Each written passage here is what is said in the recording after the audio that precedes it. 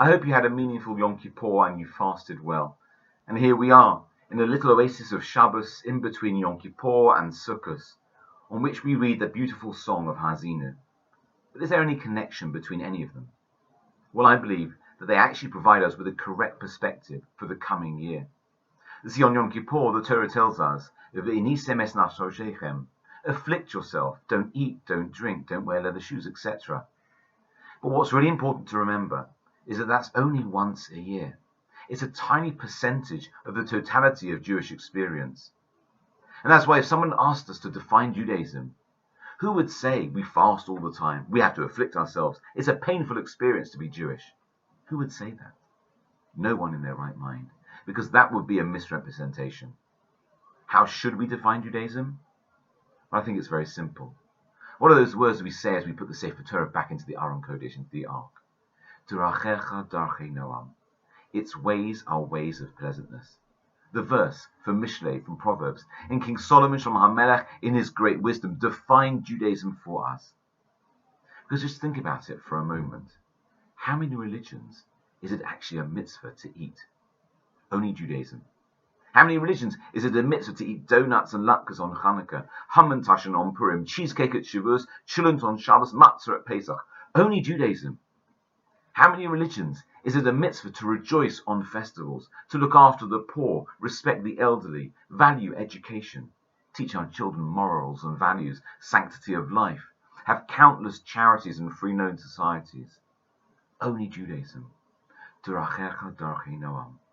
Because its ways are ways of pleasantness. And Yom Kippur is the exception that proves the rule.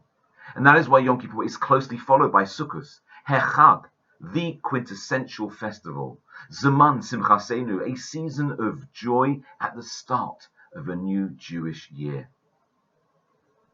And that is why the Torah itself is called a song. Kisvu lachem es hashir hazos, write for yourself this song. And why is it described as a song? The late Rabbi Sachs explained it so beautifully. Because music is the language of the soul. You see, prose and legal documents speak to the mind and intellect, but song speaks to the neshama, to our heart and soul. Words of Torah should move us. Its teachings should inspire us.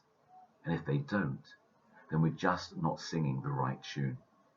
So let's focus on a new attitude towards our Yiddishkeit, a positive one, a one of joy and celebration. Let's contemplate it today, tomorrow, and throughout the year. And remember that Yom Kippur is the exception that proves the rule. Because if Judaism feels like Yom Kippur at any other time, then we must be doing it wrong.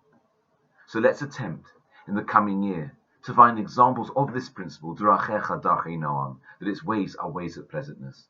Let's look out for those occasions when we felt good about being Jewish, when we felt inspired by Jewish experience and celebrate it. And then let's share it with others. And most importantly of all, hold on to it as an attitude that will shape our lives positively. Now that we can finally understand that 364 days of the year, it's a joy to be Jewish, then we can recalibrate our perspective. We can look at the wider picture, and then we can hear the symphony that is Judaism itself. May we all live that during the coming year. Good Shabbos.